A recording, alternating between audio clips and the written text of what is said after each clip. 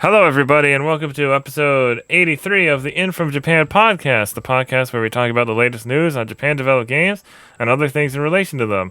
Available on YouTube and in most places podcasts can be found. As always, I'm your host, Erroll Moss, and with me is my co-host, the phenomenon from Suriname, Jason Corder. Hey, hey. And the only housekeeping that we have for you is look out for a new Pokemon Snap, a new Pokemon Snap episode with my buddy Andrew reacting to some volcano Pokemon and the new update where you shrink in the nature park or whatever it's called. So yeah, look forward to that. We couldn't stream it because it was having Streamlabs was having some issues.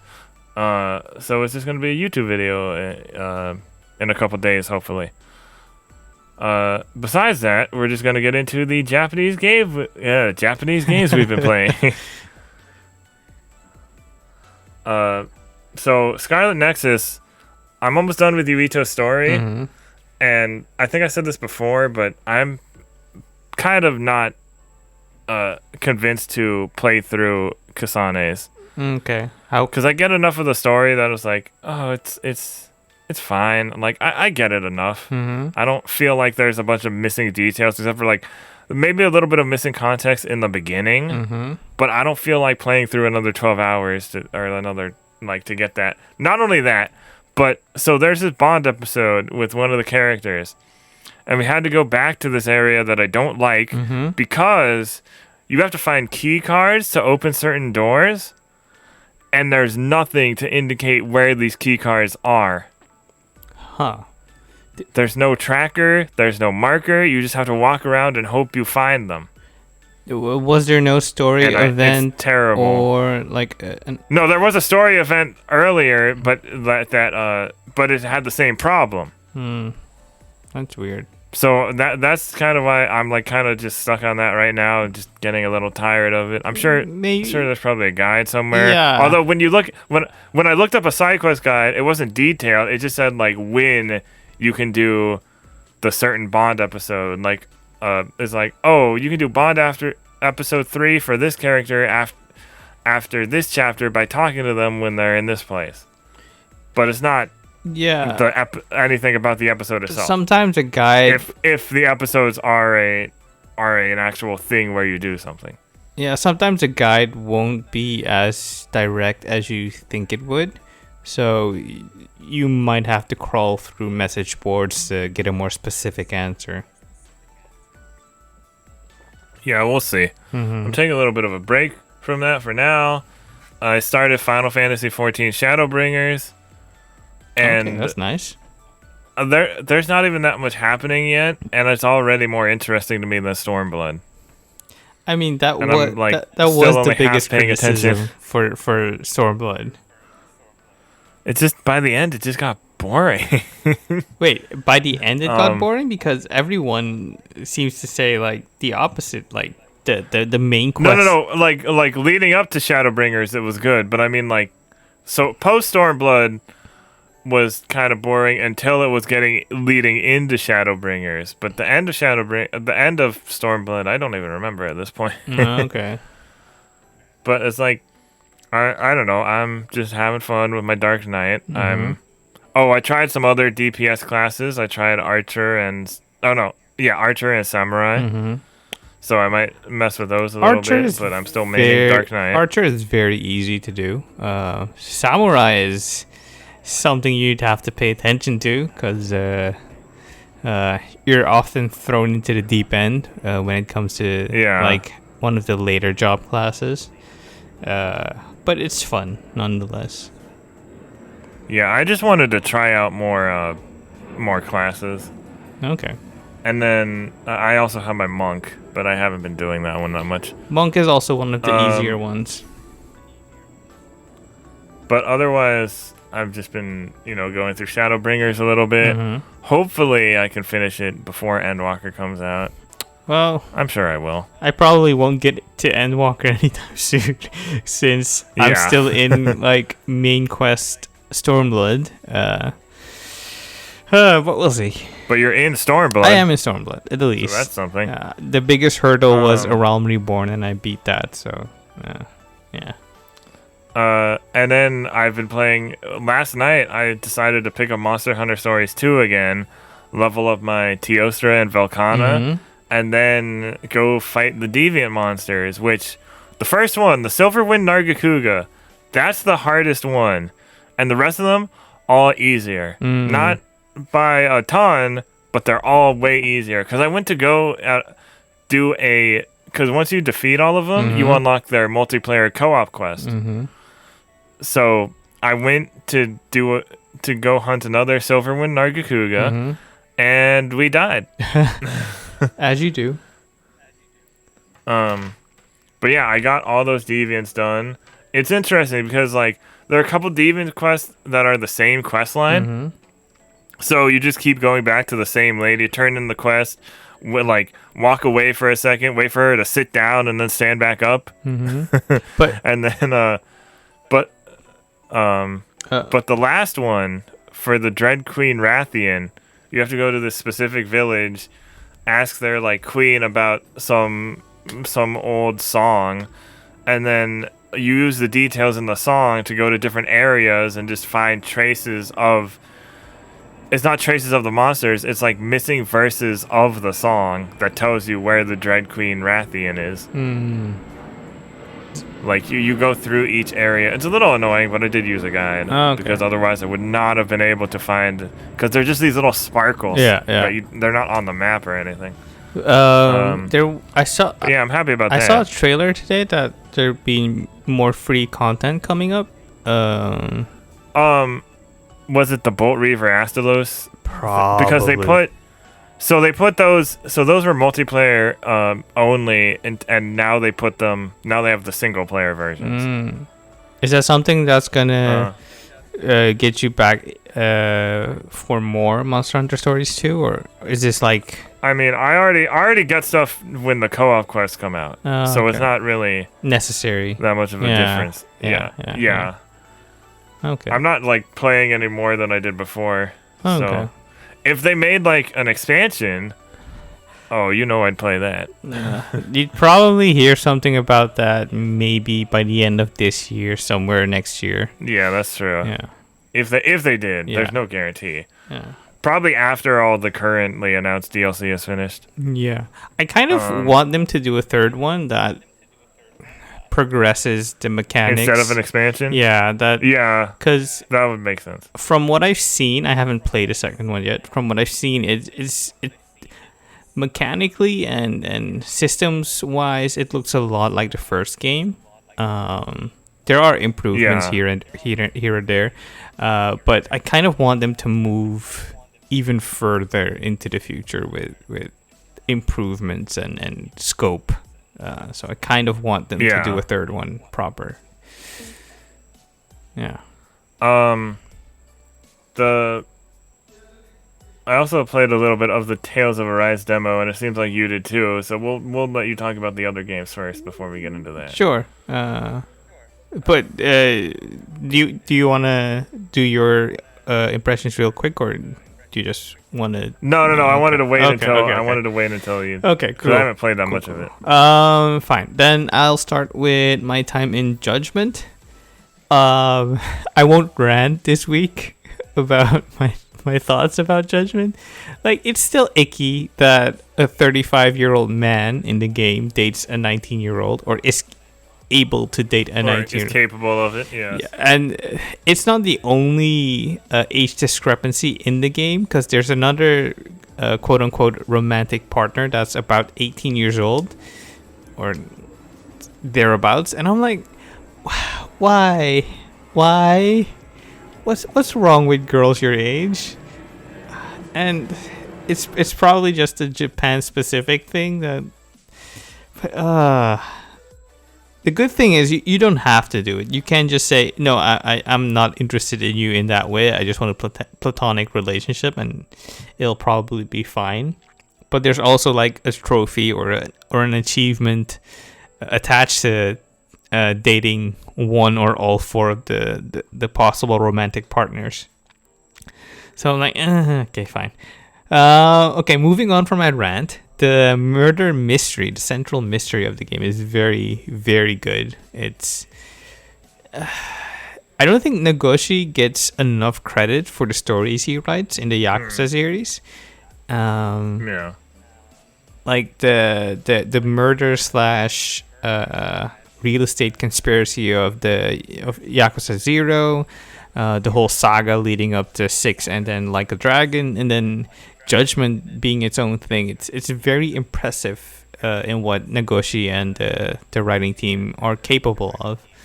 So if anyone's interested in a I wouldn't say hard boil per se, but in a very entertaining detective story that has a lot of twists and turns you won't be seeing, I'd recommend playing Judgement.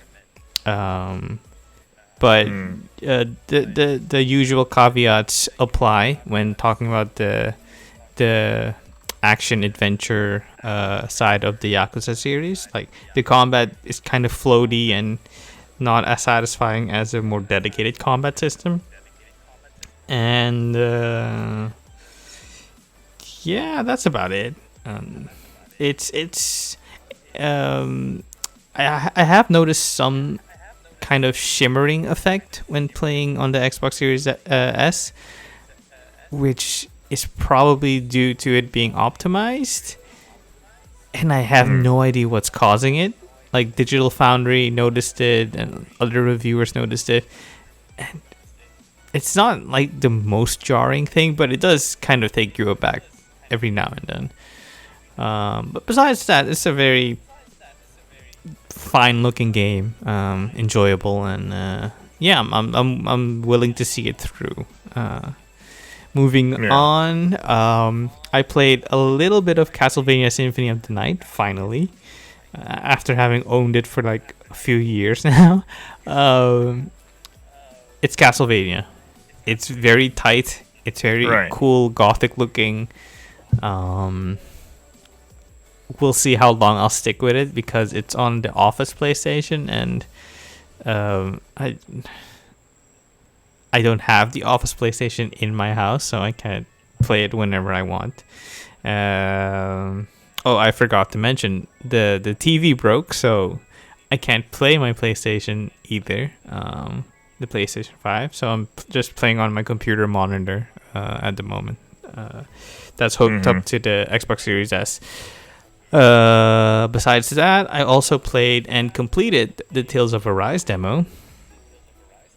I really like it. It's pretty... So I haven't played that much of it. I played a little bit as... What's his face? Alphonse? Alphonse? Alphonse? Yeah. I think Alphonse. Something like that. Alphin? Isn't it Alphin? Alphin. It could be Alphin. Let me look it up. Yeah, something real like that. quick. I played as him a little bit, and I tried the gameplay, and it was fun. Feels a little weird that RB is basic attack. That right bumper was basic. I played on Xbox. Feels a little weird, but I can get why they did it that way. I think it's because they're using the face button for the arts. Yeah, and besides that, they also added a jump button, where previously you did not have a jump button. So it was just like the A button on a Nintendo console, like the GameCube, or the X button on the PlayStation. So, or the something I wasn't doing right was, can you switch characters during battle? Yeah, you have to. I feel like I was press RB, if I'm not mistaken, like R1 or right bumper. RB is the basic attack. Right bumper is the basic attack. No, wait, sorry. LB, sorry. LB. Okay, it could that be makes more LB. sense. Yeah, sorry. Alphin, Shion, Rinwell, Kisara, Dohalim, and Law. Those are the characters. Yeah, you can switch between the characters, and you can also go into the settings and party management and then change your party. Yeah, because I died against that Mantis thing because I just still wasn't that used to the gameplay. The Mantis is like the last boss of the demo. Oh, was there other stuff to do? Because the dude, I went to the dude, And he was like, "Oh, go kill this thing for me," and it was that thing. Yeah, so the demo's fairly short, like 45 minutes to an hour. There is okay. I only did 1 or 2 battles before that though, so that would make sense. So you have the Mantis, that's the final boss of the demo, and there's also another special boss if you explore the area previously. And to really go against the Mantis, you have to be about level 26. And to help against the Mantis, you might want to cook a meal to get a buff that way. And also, if you... right, I had Alphen cook a chicken, and it had this funny little thing because he can't cook, I guess. It makes everything too spicy. Yeah, so you can choose who cooks the meals. Right. Yeah. When you choose a meal, the game automatically selects the best cook for that specific recipe. But you can like deviate if you want to, but I don't know why you would. Furthermore, you can also like go exploring, and there are like special weapons or like different weapons for each characters if you explore the world. So maybe do that. And there's also a merchant by the campsite that has that can also craft accessories for you, and those accessories can also boost your stats. There's that. Otherwise, it's a very fun battle system. I do wish I'm playing on Xbox, so please adjust your mental controller to that. I do wish the jump button was the A button instead of the B button, because I feel like that would help flow better when stringing arts together. I don't know why it's the B button. That's a really weird thing. But I tried to change it in the menu, but it didn't pick up on the changes. So it kept sticking on the B button for jump, and it's kind of annoying, but whatever. It's not the biggest thing that's wrong with the game or whatever.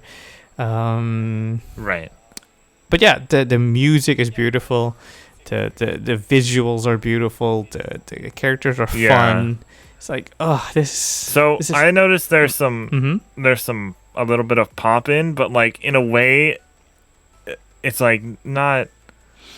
It's in a way that is done like smoothly. I don't know how to explain it. I think I know what you mean. It's like the resolution kicks in the closer you are to something, but it's not like individual objects start popping into into view. Exactly. Or they do it. Yeah, they kind of do it in more of a way that it flows better. I don't know. It's very smooth. It felt weird to me. It's very smooth. Yeah. On what platform are you playing? Xbox. Okay. Also. So, like I said earlier, I must have missed it. If you go into the settings, you can change it from performance mode to quality mode. And if you do on quality mode, I think that should remedy that for you. But I don't know. It didn't bother me like that much. It's just something I noticed. Yeah. I was like, okay. But that's fairly that's a fairly regular occurrence with modern games when you have performance and quality mode.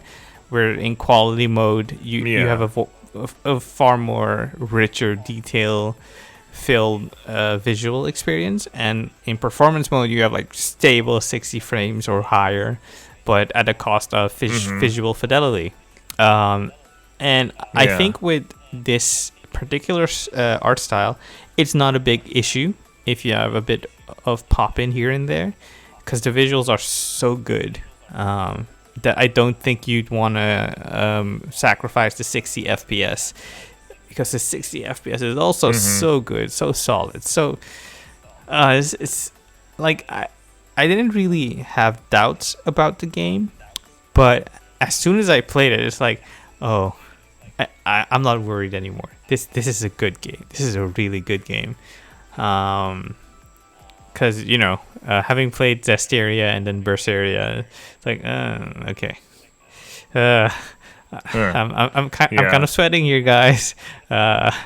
Please make it a good one. A lot of people seem Yeah, a lot of people seem to be reacting to the demo pretty well. Yeah, because they advertise it as being quite the deviation from the previous style of Tales games. So I think that's what people kind of got worried about. Like, which is funny because it still has a lot of similarities. You know, arts are there, the skits are there. Yes and no. It's polished in a way that the other games never were, I feel. And stringing combos in like Berseria and Zestiria are also limited in a way that I find very clunky. Right. And I did not have that problem in Arise, but maybe like similar problems will pop up when you progress further in the game. But so far so good. I'm really excited for it. I watched the trailer for the special costumes and I'm like, oh no, you guys just did the bad thing. Yeah. You tempted me into buying the Ultimate Digital Edition. But yeah, it's a good time. I highly recommend you play the demo if you had your doubts, and I think the game is shaping up. Unfortunately, it's not available on PC. The demo is not available on PC. No. I can't speak to that. But usually the Tales games on PC play just fine, so I don't anticipate it being a train wreck. But maybe be cautious about there not being a demo on PC and just wait it out till the reviews start flowing in. Yeah. But on console, it looks and plays incredible, and I can't wait till the full release comes out. Kind of torn at the moment because Scarlet Nexus is on sale now, and if I buy that, I feel like I might have to put Tales of Arise on the back burner, and I kind of don't want to because it's so good. It's so good. I'm so happy that it turned out so well. So yeah, that's Tales of Arise.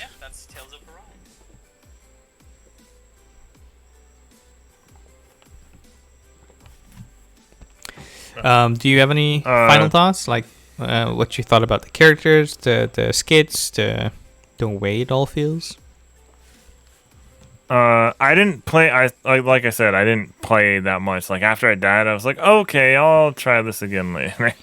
Yeah. So I will try it again later. Also, if you're playing with Alphen, there's a thing you have to be aware of. His special ability is like boosting his attack power at the cost of his HP. So you might want to be careful of not turning that on too frequently. Okay. And also, I do really like how the characters all, they have they use the D-pad when the characters like recharge their special move or whatever, and I really like that mechanic. Also, in the items menu you can use health items, so don't. I've been doing. Yeah, I did that. You don't have to. But I still died. Rely on, the healing. Yeah, I know the healing arts. But yeah, I'll try it again. I'm still looking forward to it. I think it's one of those things where once I get the full game and like it kind of have more practice with like one character, then two characters, and three characters, like get more used to it as it builds, rather than throwing me right in there. What kind of character do you prefer? Like slow, but heavy hitting, fast, agile, range? It really just depends. Okay. It just depends on the game usually. Okay. So I'm just gonna try a couple of them out, see what I like. Yeah, you can try them all out. Next up, it's the In From Japan J-List, recent video game related entertainment news. So first we have Evangelion 3.0 plus 1.0 topped Amazon Prime Video on launch day. This is by Kite Stenbuck for Silicon Era. Amazon announced that Evangelion 3.0 plus 1.01 Thrice Upon a Time became the most watched video when it debuted on Amazon Prime Video on August 13, 2021. The movie also recorded an all-time high day one view amount since Amazon first launched the service in Japan in 2015. Evangelion 3.0 plus 1.01 Thrice Upon a Time is the latest revision of the final movie in the rebuild of Evangelion series. Kara added a few new scenes that did not appear when it first launched as Evangelion 3.0 plus 1.0 in Japanese theaters in March 2021. The movie made various records in Japan as millions of tickets were sold in theaters. The final rebuild of Evangelion movie became Hideaki Anno's most grossing movie. It also managed to gross over 10 billion yen by the time it ceased appearing in Japanese theaters on July 21st, 2021. Kara recorded the final revenue from the movie at 10.23 billion yen, about 93.4 million. In an interview with Collider, Hideaki Anno expressed his interest in exploring the 14-year gap between Evangelion 2.0 You Cannot Advance and Evangelion 3.0 You Cannot Redo. However, it does not confirm whether Anno will actually start producing such content in the near future. It's mainly available to watch worldwide on Amazon Prime Video. There's also like a big collector's Blu-ray of Evangelion was announced. I don't think I'll do I'm not sure what it comes with. I don't think I'll do that because, No. Netflix has the main series and the OG movies, and Prime has like the newer movies. Like, you don't need to, but if you're a collector, it's a very nice thing to have. If you're the collector and you prefer watching it certain ways, if you prefer watching I don't know if this new release has the original English dub or not. I know the Prime dub of those movies has some of the original voice actors rather than the new cast of the Netflix series. So it just depends on a lot of things. I know it also doesn't have Fly Me to the Moon because of licensing reasons. Which is it's very expensive to license that song. Which is a war crime. I'm saying it right now.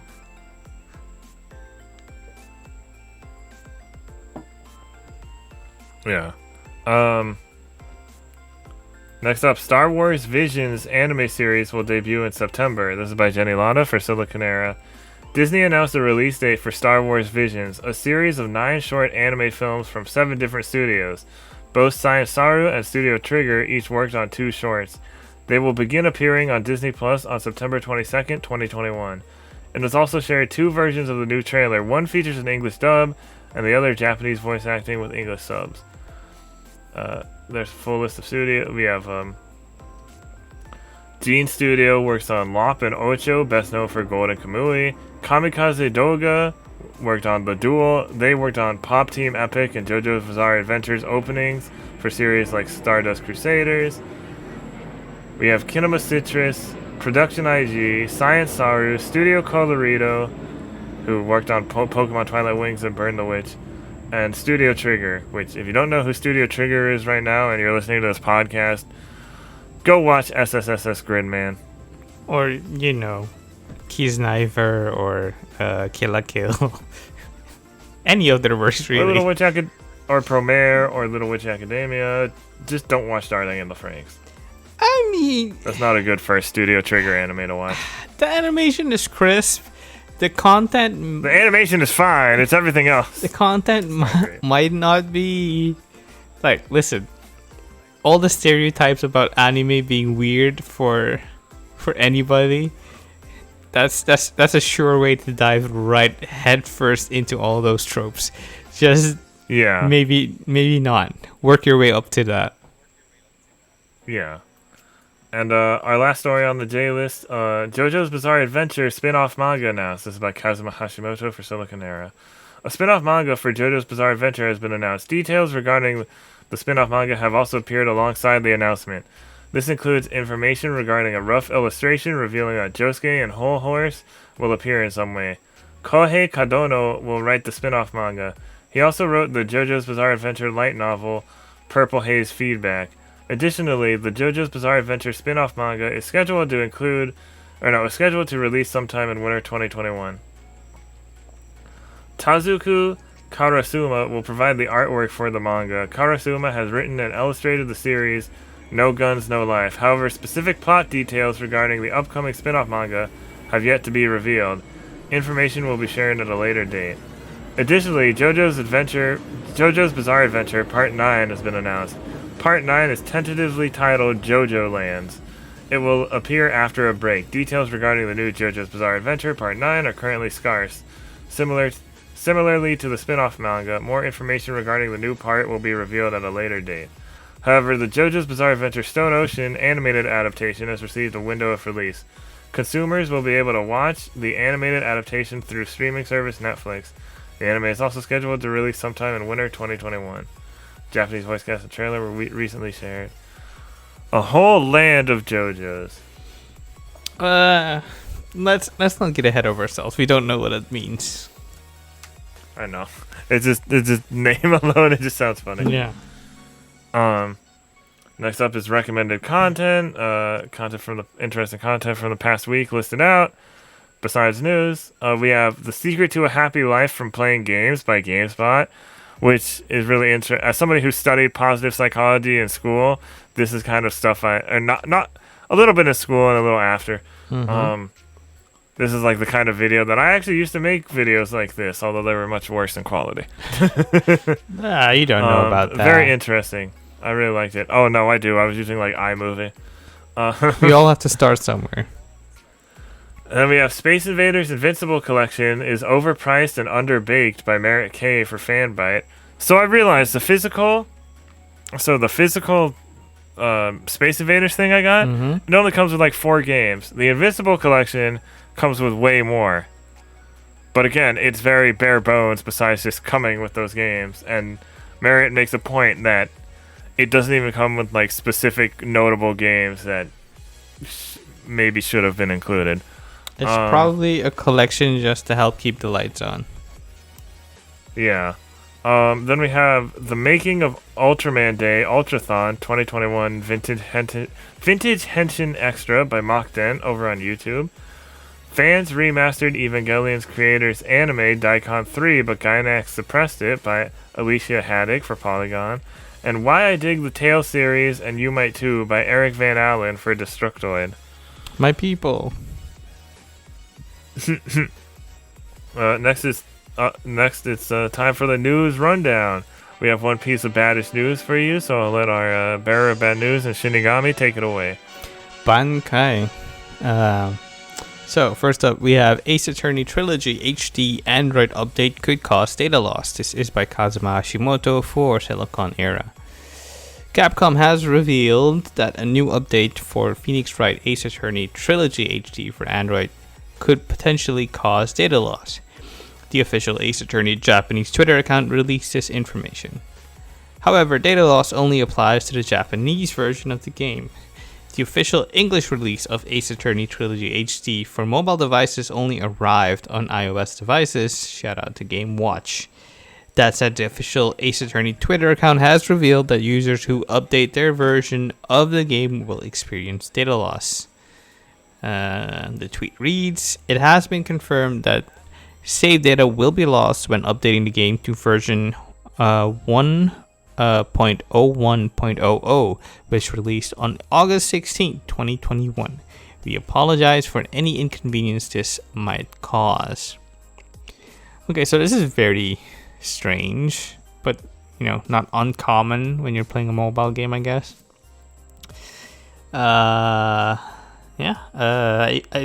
I hope they fix this soon, because I just thought that would just be a good PSA, like be careful, mobile players of Ace Attorney, I guess. But the Japanese Ace Attorney. Oh. Yeah. So, English speaking players should be fine. Plus you have the collection on PC and Switch. Or 3DS, Yeah. But, just be wary of any issues. So in other news, we have Take on Apex Monsters for new Monster Hunter Rise titles. This is once again by Kazuma Hashimoto for Silicon Era. The latest Monster Hunter Rise event quest will see players taking on Apex monsters for another series of unique rewards. This time, players will need to best the Apex Meet Sutsune and Apex Zinogre to receive unique titles. In order to obtain the event quest, players will need to talk to Senri the Mailman. From there, the quest should be available through the Additional Content tab. However, there are some stipulations as to who will be able to participate in this new Monster Hunter Rise event quest. Players must be at least Hunter Rank 8 in order to take on the quest. Obtaining Hunter Rank 8 requires some progression but can easily be obtained. Players will receive a total of 10 titles upon the completion of the new event quest. Previous Monster Hunter Rise event quests have yielded other rewards to players. This includes cosmetic items like glasses and leather pants. Other rewards have been stickers and additional titles. However, Monster Hunter Rise does feature other optional content that can be purchased as DLC. This includes new hairstyles, clothing options, and layered armor for Palamute and Palico. Monster Hunter Rise producer Ryozo Tsujimoto shared why the title has pivoted toward more paid DLC in an interview. Yeah, get your Monster Hunter titles, I guess. Yeah. Next up, we have Castlevania Grimoire of Souls coming soon to Apple Arcade. This is by Sal Romano for Gamatsu. Castlevania Grimoire of Soul, which was first announced for iOS in April of 2018 and soft launched in Canada in September of 2019 before being delisted a year later, is now planned for release for iOS, tvOS, and Mac via Apple Arcade, Konami announced. The release date is soon. So, yay, I guess? More Castlevania. What is this? Is this a port of something? No, it's kind of It's a new thing. like how do I say this? It's like an all-stars game because I see various characters from the series like Trevor, Alucard, and Soma Cruz. So it's more like so they an all-star they cast. delisted it, and then it's like that kind of like that Mega Man game that came out recently. The Mega Man X one. Close. I mean, I don't know if it has gacha elements. I don't think it's Castlevania game. I don't think it'll have gacha since it's being on Apple Arcade. I could be wrong, but I'm guessing it won't. But you know, more Castlevania. It sucks that it's just on Apple Arcade, but more Castlevania. What do you do? Yeah. What are you gonna do?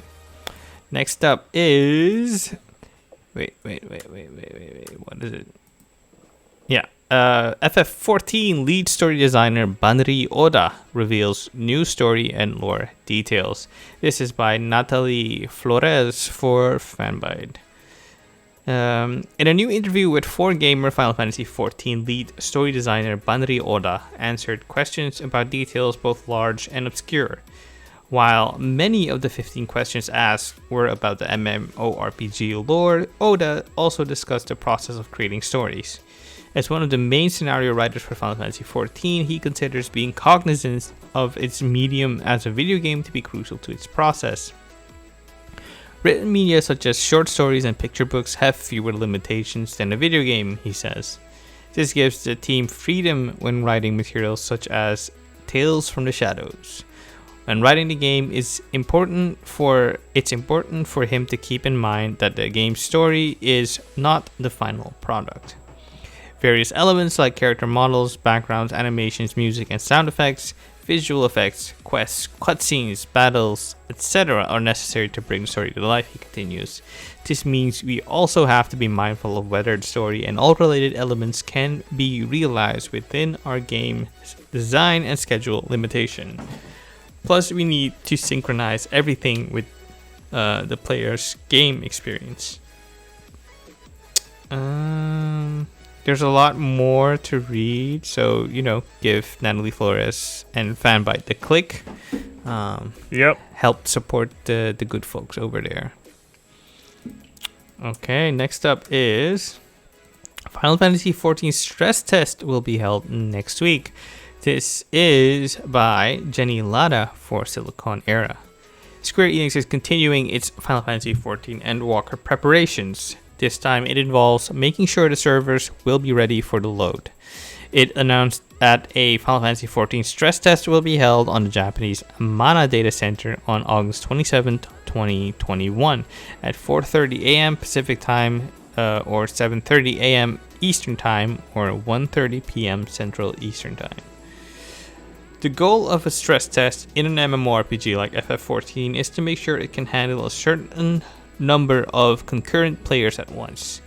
The company will ask for as many players as possible to head to a certain server or world to check and see if it can handle the load. In particular, Square Enix said the goal of this test will look at the duty finder and stability.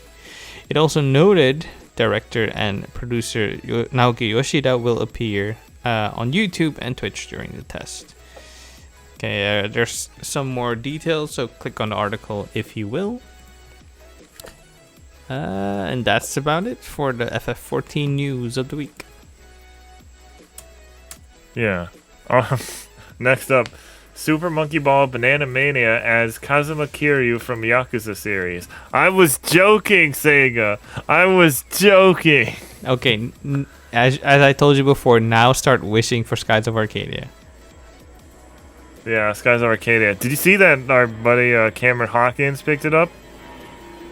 Like out of sheer luck. He got a pristine copy of Skies of Arcadia. It had a scratch on it, but it still worked. So. Yeah, it's pristine enough for a GameCube game of that era. Yeah. I really wish I got it from the local retro game store that used to be down the street back when it was $70. Oh man, lucky. Oh well. Anyways, the Yakuza protagonist joins the fray. This is by Saramano for Gamatsu. Kazuma Kiryu from the Yakuza series will be a playable character in Super Monkey Ball Banana Mania, Sega announced. He can be unlocked through normal gameplay at launch. Super Monkey Ball Banana Mania is due out for PlayStation 5, Xbox Series, PlayStation 4, Xbox One, Switch, and PC via Steam on October 5th. I wonder if this is going to be the only Yakuza character in the game. I mean, you can't ignore Majima or Ichiban or. I'm just thinking as in like how there's like Sonic and Tails. It's like maybe there's Kiryu and Majima. Probably. Maybe I'm hoping for too much. I don't know. Probably.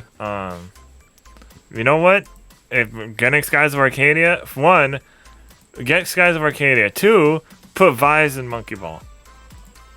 I mean, Sega would be wise to have more crossovers with their other franchises. But yeah, we'll see. Yeah. Next up, Speaking of which, Lost Judgment will let you play 8 Sega Master System games. This is by Stephanie Liu for Silicon Era. Ryoga Gotoku Studio announced the 8th, not in rank, but 8 in total, Sega Master System games that players will get to enjoy in Lost Judgment. When you're not solving crime or hanging out with various high school clubs, you will be able to sit back and relax. I don't know how I feel about that after what you told me. Yeah. So I'm like, oh, I hope this doesn't turn into a dating mini game. I hope it doesn't turn into a I don't think that's what the being in the high school clubs is about, though. Listen. Isn't it part of the story? Like, is it part of, like, something about bullying or something? Persona also had, like, a high school student date a 30-something-year-old, probably.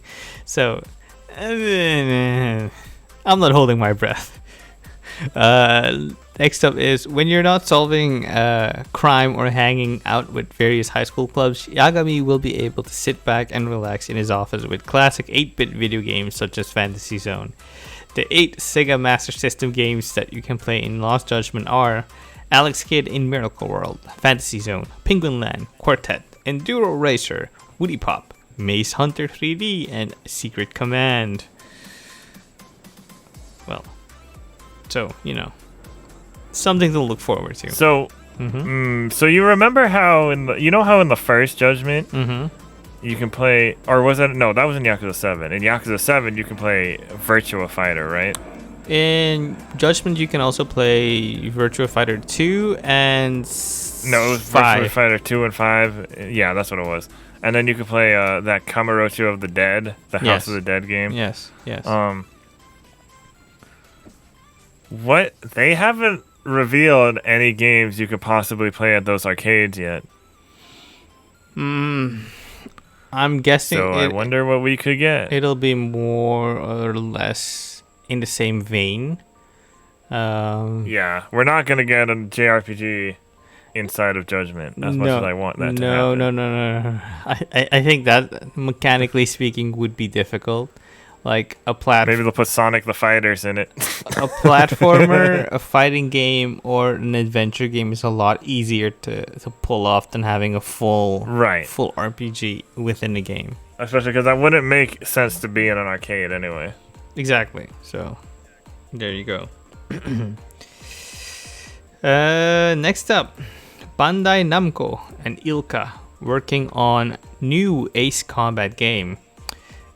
This is by the reporter with the coolest name ever, Kite Stenbach, for Silicon Era. Bandai Namco published a digest video of the Ace Combat Series 25th anniversary show on the franchise's YouTube channel. It revealed many future plans for the long-running flight combat game series. One of them is the confirmation of a new Ace Combat game currently under development with ILCA. ILCA is a Japanese game and CG development company established in 2010. It is currently known for working on Pokemon Brilliant Diamond and Shining Pearl. The company also helped develop the Pokemon Home app. It's ironic that I have or own like the latest Ace Combat game, but I haven't played it yet. Such is the fate of having an everlasting backlog. Yes. All right. Speaking of which, official Pokemon TikTok account opens in Japan. This is by Jenny Latta for Silicon Era. Pokemon spread to another social network. There is now an official Japanese Pokemon TikTok account. As people might imagine, it will feature short videos involving characters from the series and information about it.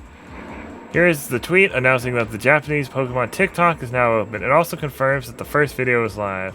However, the downside to this is that it is region locked, so people using the service in another country, say the United States, will not be able to see the video. You should have no problem following the account, however.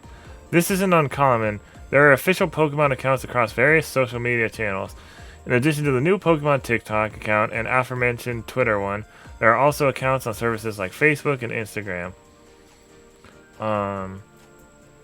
Then we have new Pokemon Unite patch notes. Oh, that's for you. Yeah. New Pokemon Unite patch notes, Snorlax nerf, Garchomp, and Crustle buff. This is by Jenny Latta for Silicon Era. Buffle. What? Buffle. I don't think that's a thing, but okay. Timmy Studios and the Pokemon Company revealed the latest Pokemon Unite patch notes for the changes coming on August 18, 2021. While Blissey's edition will be the biggest change, quite a bit of rebalancing will happen too. In particular, 3 of the Snorlax Champion Unite moves are being nerfed, while characters like Crustle and Garchomp will get some buffs.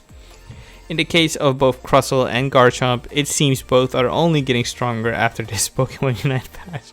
Crustle's Rock Tomb and Stealth Rock will both do more damage after. As a reminder, you can temporarily get Crustle for free in-game. Garchomp's Bulldoze will be stronger, and his Dragon Rush will be able to be used more often. As for Snorlax, there's also 1 upgrade and 3 downgrades to his moveset in Pokemon Unite. Block and Heavy Slam will be weaker, while taking a power nap will restore less health. However, Flail will be better after the patch is released. You can click on the article for a full breakdown. Yeah, it's nice to see that the developers are like actively thinking on how to make the game better and better balanced. Because the long-lasting or the longevity of a MOBA is dependent on how balanced it can remain and how fun it can remain. So good on them for keeping up at it. Speaking of Pokemon Unite for iOS and Android launches September 22nd. Switch version already available. This is by Sal Romano for Gamatsu. Pokemon Unite will launch on iOS and Android on September 22nd.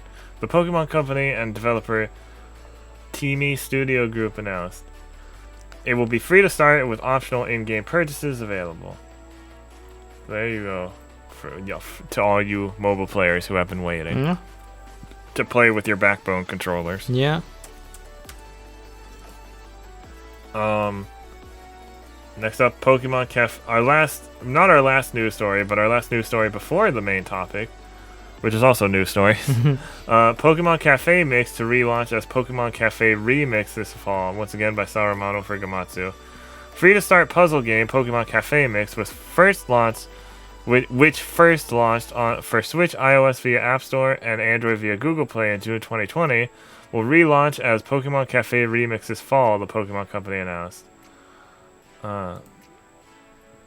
Updates will include new puzzle elements, more Pokemon, new dress-up options, and more ways of growing and developing staff Pokemon.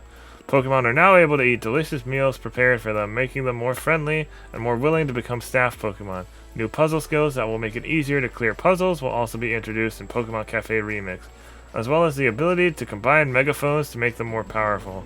Golden acorns collected in Pokemon Cafe Mix will transfer to Pokemon Cafe Remix. That's like a game that came out, and then I heard nothing about it, and then it told this. Wait, you heard nothing about it? Like, I maybe heard somebody playing it for like a little while, but it just kind of disappeared after. Okay, main topic. So, there was a Pokemon Presents earlier this week. We got some new info on both Brilliant Diamond, Shining Pearl, and Pokemon Legends Arceus. We're going to start with Brilliant Diamond and Shining Pearl. So first we have Pokemon Brilliant Diamond and Shining Pearl dig into the details trailer, details and screenshot. This is by Saruman for Gamatsu. Nintendo Switch Lite, Dialga and Palkia Edition due out alongside remakes. Oh, I guess I don't need that second one.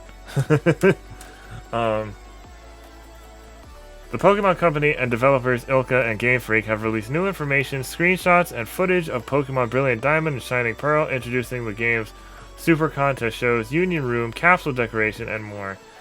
Here are the latest details via the Pokemon Company. The Pokemon Brilliant Diamond and Pokemon Shining Pearl games enable fans to experience the original story and game features from Pokemon Diamond and Pokemon Pearl in a fresh way. First released in 2006, I'm going to crumble into dust now. The original games have been faithfully reproduced and colorfully revitalized for Nintendo Switch. New details revealed. Pokemon Brilliant Diamond and Pokemon Shining Pearl will bring trainers back to the Sinnoh region, where they will meet Professor Rowan, battle against Team Galactic, and explore the Grand Underground. The Sinnoh region's popular Pokemon Super Contests return as Super Contest shows, and players can socialize with other trainers from around the world in the Union Room. Trainers will also be able to personalize their gameplay experience by using capsule decoration. And the games will also be compatible with Pokemon Home in 2022. A special edition Nintendo Switch Lite Dialga and Palkia Edition will be released on Friday, November 5th, 2021 to commemorate the launch of these titles, and will have a design on the back featuring a silver-colored Dialga and gold-colored Palkia.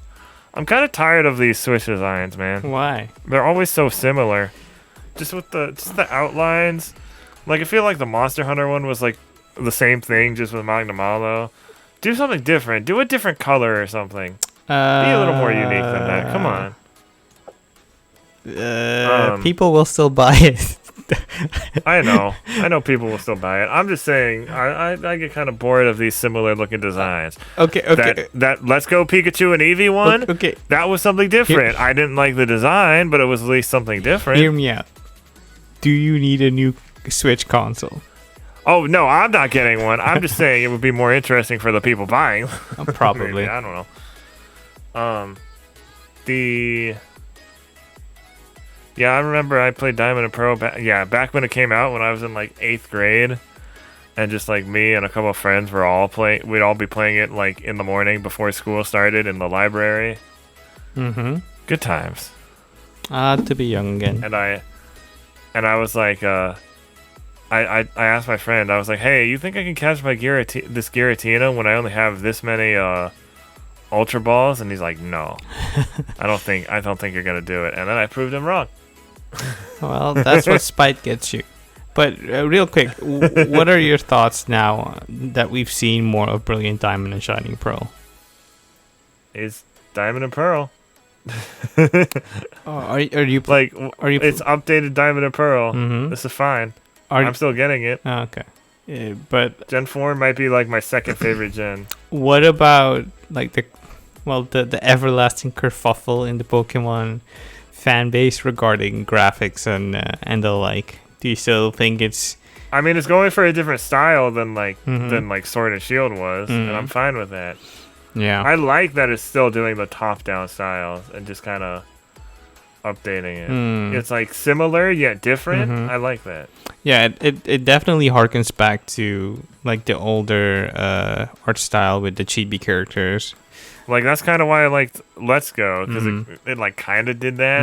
I mean, it was weird. Yeah, but it kept the routes intact and everything. Yeah, I mean, not that the other remakes didn't. It's just that they're on a different plane, and yeah. I feel like the Pokemon Company is trying to experiment with every game being its own iteration of art style, not necessarily having a set art style for like 3 or 4 games in a row, but more like, oh, we're doing a remake of Johto now. How do we envision Johto looking in a modern era, something like that?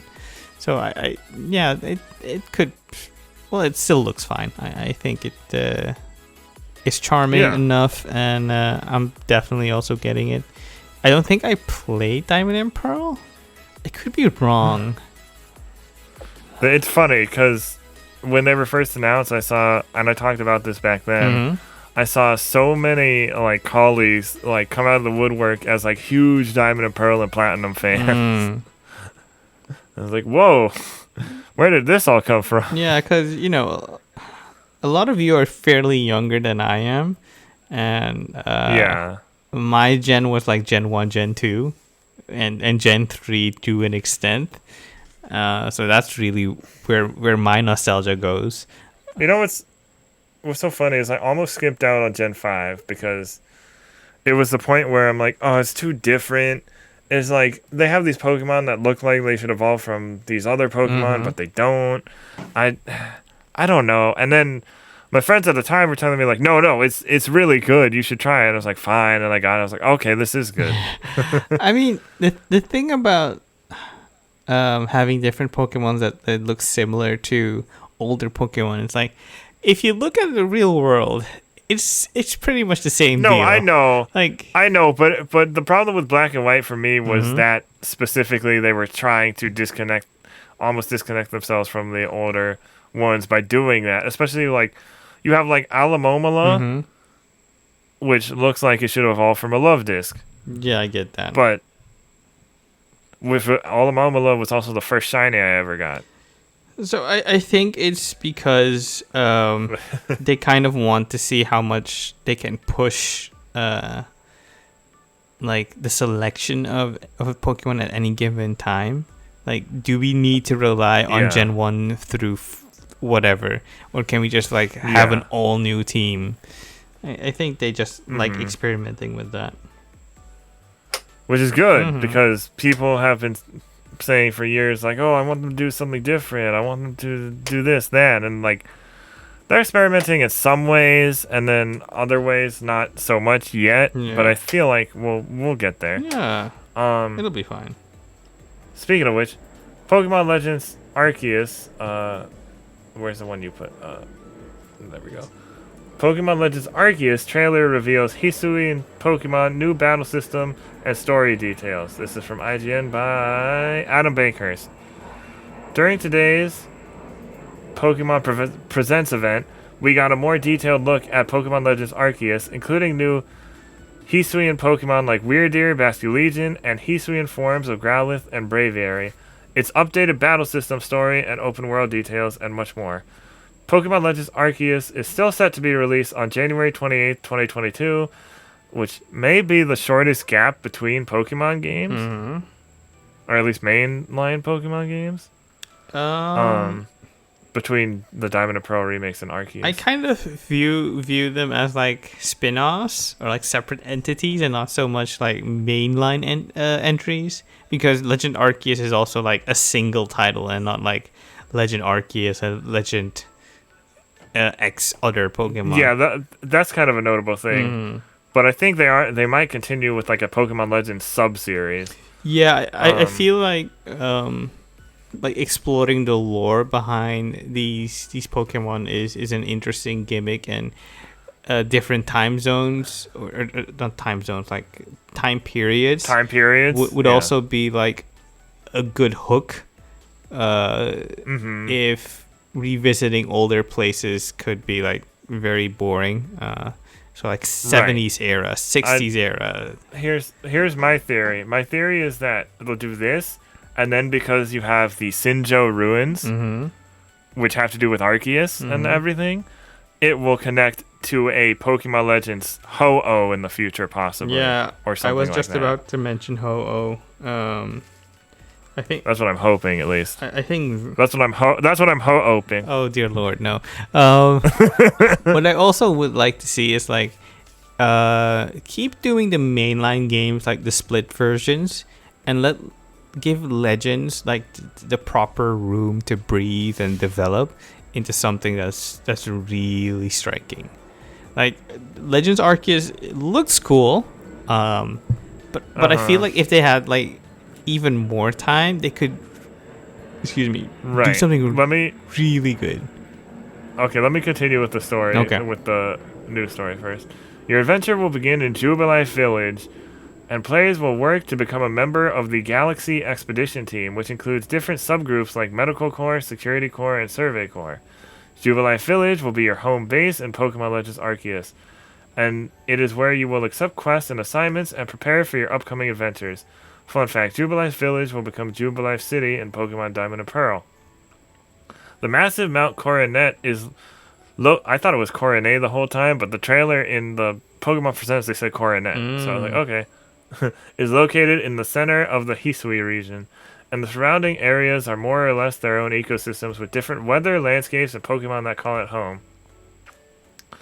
Obsidian Fieldlands was shown off in the latest trailer, and is filled with trees and flowers and grass, and appears to team with Pokemon that favors meadows and forest. Pokemon Legends Arceus will have unique forms of familiar Pokemon like Growlithe and Braviary, but it will also have brand new Pokemon to collect. These new Pokemon include Weirdeer, a normal psychic Pokemon who evolved from Stantler and is very important to the Hisui region and its people. Basculegion is another new Water Ghost Pokemon that evolves from Basculin. This Pokemon is possessed by the souls of other Basculin from its school that could not withstand the harsh journey upstream. I tweeted about this. I said, if you told me 2 years ago that Basculin would get an evolution eventually, I would have said, no, they forgot about that Pokemon. Like, and they're not doing it. And to boot, it's a Basculin possessed by spirits of other Basculins. Like, I think it was Mike Williams that tweeted, like, someone should really check up on the person that's writing this lore. Like, are you okay? Along your journey, you will also meet with such characters as Commander Komodo, the leader of the Galaxy Expedition Team, and ancestor of Pokemon Diamond and Pearl's Professor Rowan, and Captain Silene, the leader of Galaxy Team Survey Corps. As with all Pokemon games, you will also be introduced to a professor who will help you on your way. Oh, we don't know that's right, we don't know who the professor is yet. Because the ancestor... I feel like Commander Komodo is a different guy. I feel like it's going to be the Survey Corps, because that makes sense, because you're surveying your surroundings. Like, are these creatures dangerous? Some people think it will be like an oak ancestor, or it might secretly be the professor, the time oak or whatever from Pokemon Home. Wait, or something. Your buddy Taco. Yeah, he said something about that. Yeah, he made a comparison of between like Brilliant Diamond, Shining Pearl, and Legend Arceus. Character designs, and it's striking that I can't find it at the moment, but it's striking that the characters look or resemble like their counterparts from the ancient era. So it might be that the one that looks like the professor ends up being the professor. Yeah. As with all Pokemon games, you will also be introduced to the professor is named Laventon. Oh. But we don't know what they look like yet. Okay.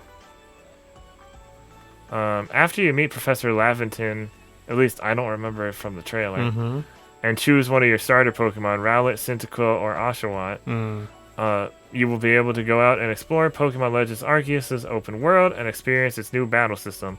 While you will be able to catch some Pokemon by just aiming and throwing a Pokeball, stronger Pokemon will need to be weakened by those Pokemon you have already caught. However, the battle system in this new game is a bit of a twist from the main series entries. Instead of Pokemon using their moves one after another, Pokemon stats and other factors may allow them to use multiple actions in a row. One of these factors is the Agile Style and Strong Style system. Pokemon are still limited to 4 moves at a time, but these new styles can change the flow of battle and mean the difference between victory and defeat. Agile Style moves will raise the user's action speed, but it comes at the cost of a move's power. Strong Style, on the other hand, raises the power of a move at the cost of your Pokemon's action speed. Once weakened, players will be able to capture these Pokemon to add them to your Pokedex. Yet there is much more to completing this Pokedex than simply catching them all. There will also be research tasks to complete that will raise your rank in the Galaxy Expedition team and will help you unlock new areas to explore. These tasks include seeing them use certain moves, evolving them, defeating them, and more. Speaking of exploring, players will leave the comfort of Jubilife Village to go on adventures, but there will be base camps along the way that will allow you to rest and heal up your Pokemon. Furthermore, you can use the camp's workbench to craft items like Pokeballs and more. As was shown in the reveal trailer, these Pokeballs are from a time long past and are made out of wood and utilize steam to catch Pokemon. Besides standard Pokeballs, there will also be smoke bombs that will make it harder for Pokemon to see you, so you can sneak up on them. Additionally, there will be heavy balls that are better at catching Pokemon that haven't seen you, but are heavier and don't travel as far as a standard one. So, one, those Pokeballs remind me of the Pokeballs from the 4th movie. The Celebi one, where like Sammy Oak, little Professor Oak, he has like a Pokeball that he has to like unscrew like the bottle cap part on it first and then throw it. And then Heavy Ball thing is interesting. A lot of comparisons with the battle system to Final Fantasy X. Yeah, that's what I was gonna say. The conditional time battle system, CTB. Which is a favorite of mine. So anything that's closer to that system or the Grandia system is A-okay for me. This actually influenced me to download Final Fantasy X via Game Pass. It's a very fun time. What I also like about Final Fantasy X is that you can switch party members at almost any instance in the battle. So you don't have to like grind with different we haven't seen anything about switching Pokemon yet. So from what I've seen, it's probably going to be very limited, and maybe it's something that's going to be like built up throughout the game, since it's like way back when Pokemon weren't all that friendly. So maybe you'll start off with one partner Pokemon, and then at a certain story point you have 3, and then you have to work your way up almost to the end of the game and you have 6 or something like that. I wonder, because it also depends like how many Pokeballs they give you, how often can you get them, because they're not like they might not be some mass produced thing. You know, I saw a funny meme where like the Pokemon trainer was beaten by a Bidoof, and he like was in the Yamcha pose. And you're like, oh. Was it a regular Bidoof or was it the one with the red eyes? No, it was a regular Bidoof. Oh. You're gonna have to send me that. Yeah, I'm gonna look it up. What more comparisons to Breath of the Wild with the Pokemon who go in like rampage mode or whatever it's supposed to be. People are like, oh, the Blood Moon. I'm like, listen, people, the comparisons are there, but they're also not there. They don't have to. Whatever. Yeah, a lot of people think Breath of the Wild looks better graphically. Listen. Okay, I'm gonna have to do this again. a game serves every game serves a different audience. The Legend of Zelda is an action adventure game where it's just you, Link with a sword or whatever weapon you have, and that's the only data set the game really has to care about. It's just you versus bokoblins or whatever. Pokemon is like a game where you have to consider maybe 500 different data sets, different stats, and you have to match them up against each other, balance them. That doesn't leave you with a lot of wiggle room, memory wise, and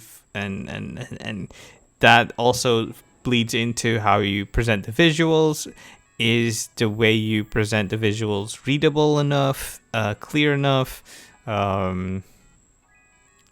And you also, I think... Oh, here's another thing about that. I was talking to a friend of mine, and he was disappointed by the graphics, as he's been disappointed by Game Freak the past few years. He thought the gameplay looked fine, but the graphics really disappointed him. But he said it's mostly because of how the ground looks.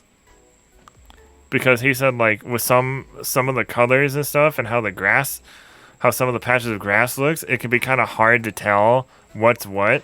And I didn't even think about that, like, graphics for improving graphics, possibly for accessibility reasons. Someone also mentioned, like, they don't have the trees like in Skyrim or Breath of the Wild. And it was Skyrim. Another person pointed out, like, the whole conceit of the game is hiding in tall grass and spotting enemies that are not in tall grass. So having everything be heavily forested would make it a nightmare, because every corner you turn would be like a Zubat flying at your face. Yeah, that would be like, save that for when they like make Pokemon Legends Kanto and you have to go through Viridian Forest or something. For example, like. I feel like this will all make sense when it comes out. Right. Oh, I also tweeted. I had a great tweet that you actually replied to, and I said, I just realized that in Legends Arceus, the trainers hide in the grass, or Pokemon have to watch out for trainers hiding in tall grass. Yeah, it's like the inverse of the normal stuff. Yeah, I was like, wait a minute. and my GIF was basically like the NBA player nodding his head, like, that makes sense. Oh, I thought it was nodding in disapproval. No. It was like, it's like, oh, you know what? That does make sense. Yeah. No, because I was like, wait a minute, and I hadn't seen anybody else tweet it, so I was like, all right, I'm gonna say this now. Yeah. Like, I would have expected Taco, of all people, to say something about it. And then he was streaming after I tweeted that. So I go in and he's like, oh, I didn't realize that. So what do you think? Like, having seen the visuals, having seen the gameplay, the battle system. Remember, I'm not big on graphics. You know, Sword and Shield had some graphical issues, but again, I still enjoyed my time with the game. I think I'm going to enjoy this quite a bit. I think it'll be fine. It's a Pokemon game, so it's still gonna sell a lot. Yeah. Like, it's aimed at children. It's not aimed at you who fix. I know, but that's still not like the best. I don't think that's always the best excuse, though. Like, kids deserve to have better graphics too. Will they notice it? Probably not. Yeah, that's the other thing. It's like most of the fan base, like, you know, the target audience, they don't care so much about graphics. I mean, look at Fortnite. Fortnite doesn't have the best graphics or art style, and that's one of the biggest games in the world. Well, Fortnite does have decent graphics, and it even has ray tracing. No, but like before, when it was first getting popular, before all the crossovers and stuff. It has a very, very simple art style. Yeah, so I'm saying, like, I don't know. People really need to just settle down with the whole, Pokemon hasn't done, like, the 4K, blah, blah, blah, blah, blah, blah, blah. I'm like, Nintendo hasn't done a lot of stuff like that in general either. It's a 720p console. Relax. Yeah, and the other thing is, I was talking to somebody, and they were comparing it to, like, this is what Xenoblade 2 looks like, and this is what... And I'm like, yeah, I'm actually kind of surprised. Maybe they didn't. I mean, Monolith Soft is probably working on a bunch of stuff right Listen, now. So maybe they can get Monolith Soft for the next one. Keep Monolith Soft far away from Pokemon. I do not want to cross-country trek just to catch one single freaking critter, okay? Oh. Don't. No. Just help with the visuals, not the gameplay. But, yeah, again, even the visuals, even if like the visuals look like it was like Horizon for Forbidden West, even if the visuals look like that, you still have to have computational data available, right, to balance how many critters are there, like almost 900. We don't know how many are going to be in this game. But for the sake of this mental exercise, like you have 900 critters, you have to balance those. Yeah, now it's officially 900 with the new ones. Yeah, you have 900 variations. You have to have different biomes to house all of them. You have to make it make sense, like ecologically speaking. You have to make it look appealing. It's like there's a lot to balance there.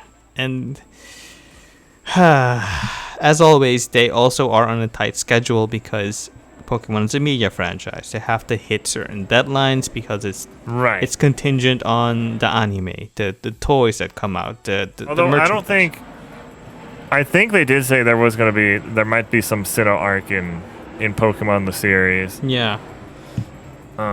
Which would probably bring back Dawn, I imagine. Yeah. But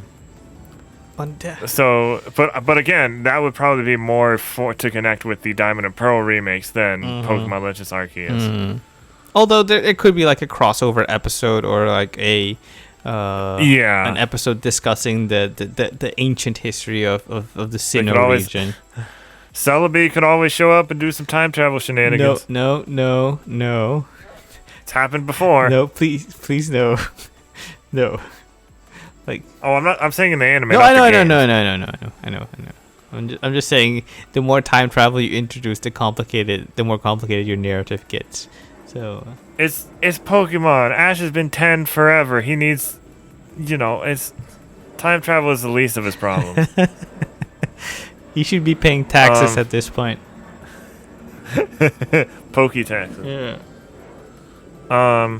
Okay. Well, again, I'll have more to say on that.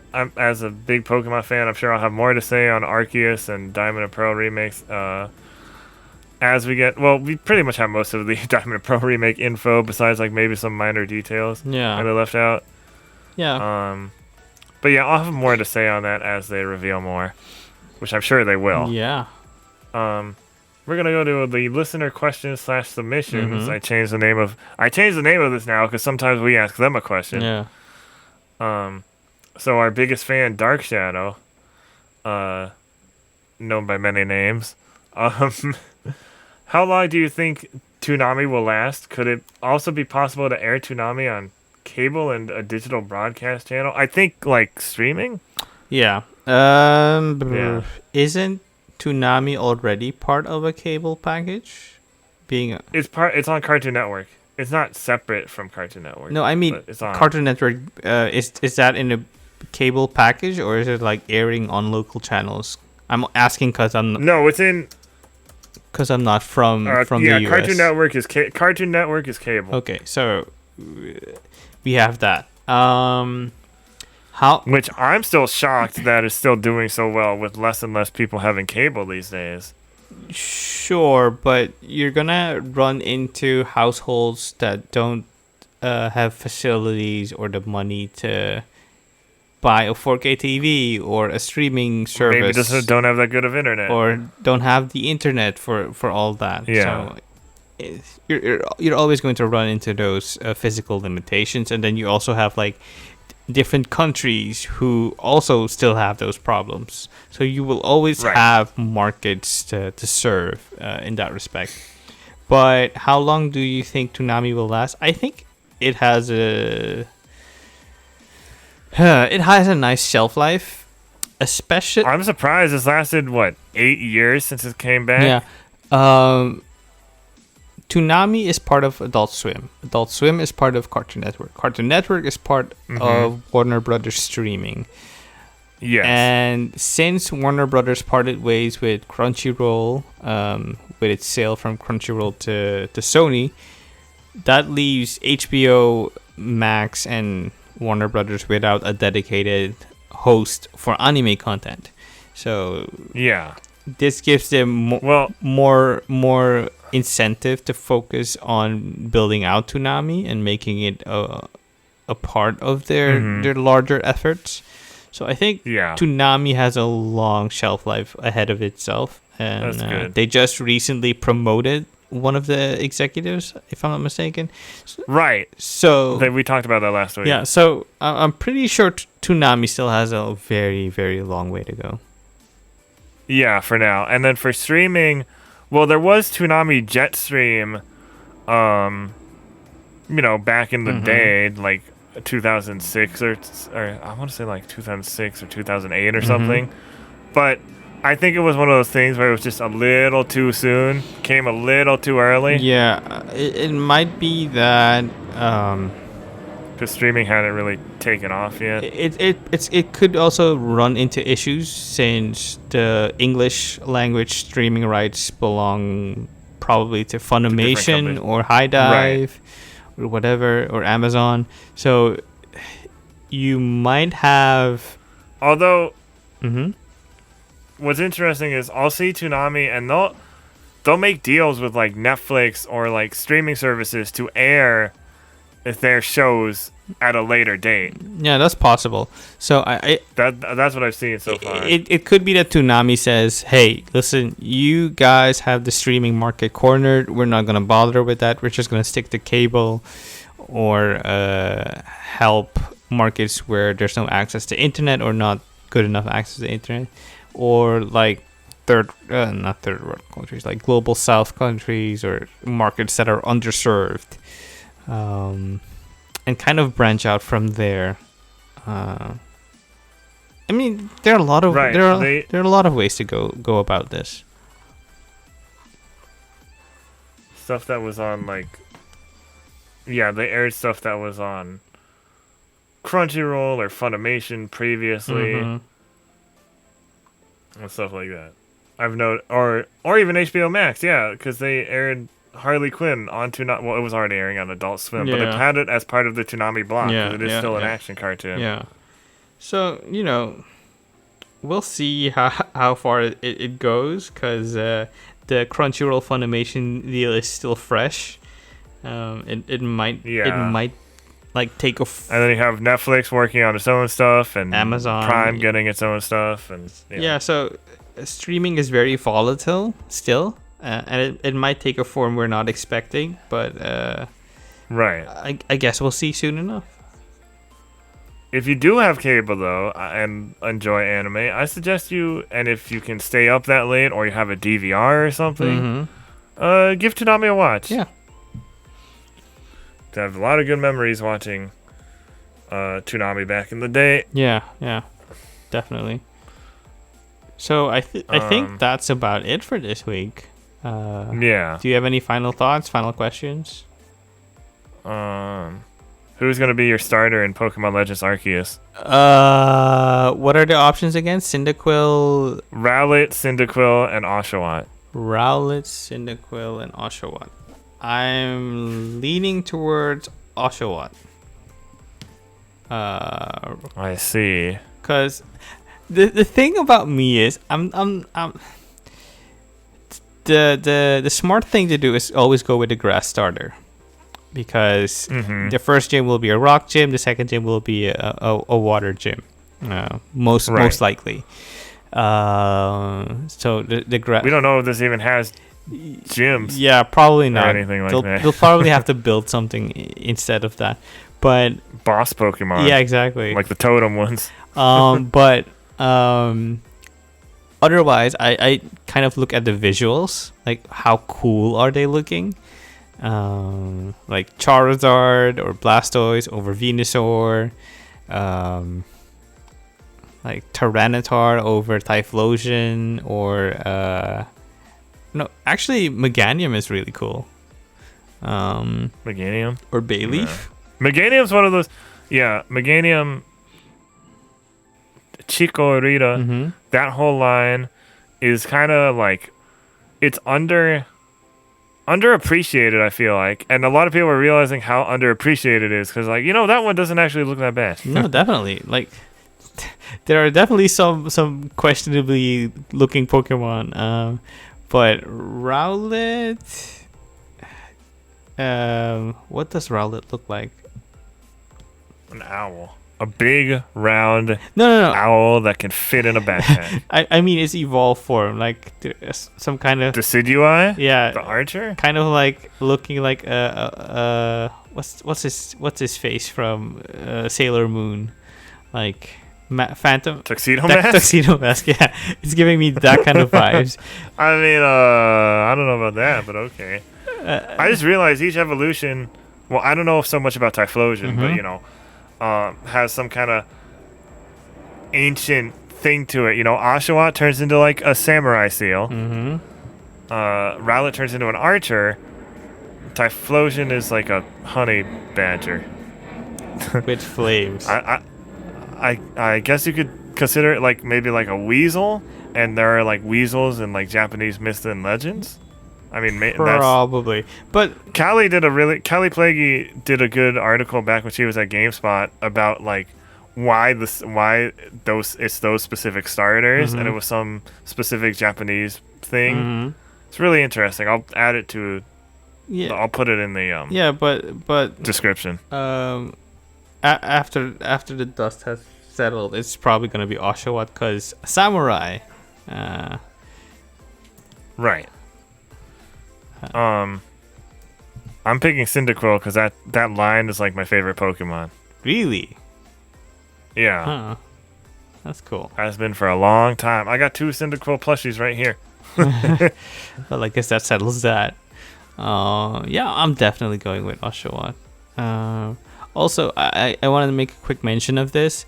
Scarlet Nexus is on sale on pretty much every platform, but the most confusing thing to me is on Xbox you have to have gold Xbox Live Gold membership to unlock the discount, while on PlayStation and PC it's just discounted outright.